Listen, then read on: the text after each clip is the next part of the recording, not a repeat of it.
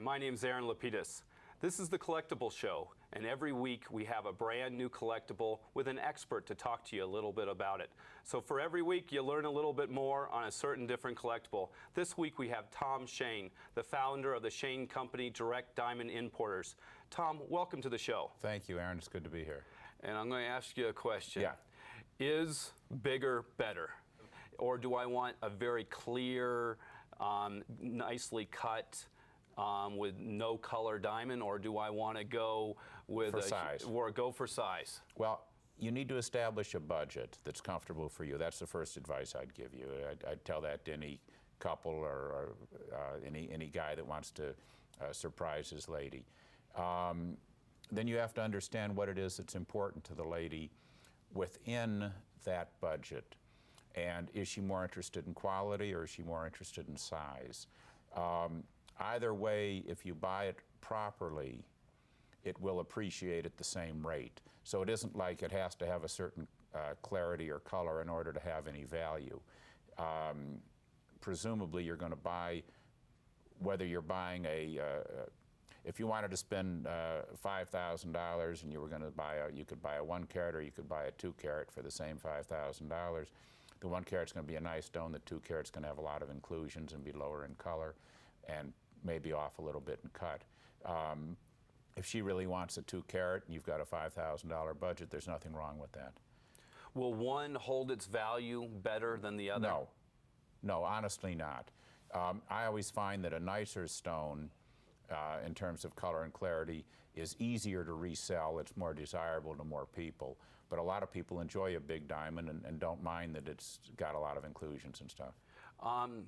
When shopping for a stone, what are some things that I should be asking? Because I know they always are quick to show you a loop. Yes.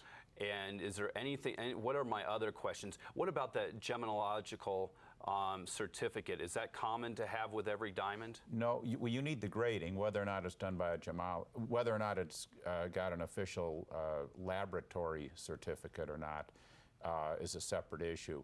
But you want it graded by gemologists that are graduates of the GIA, of the Gemological Institute of America, and you want to know that they're using those standards. The reputation of the jeweler is terribly important, therefore, so that you know that you're getting what they say and that they put it in writing and there's no question what you're getting. As far as using a loop, that is the best way to look at a diamond. It's a 10-power magnification. It's a standard of the world.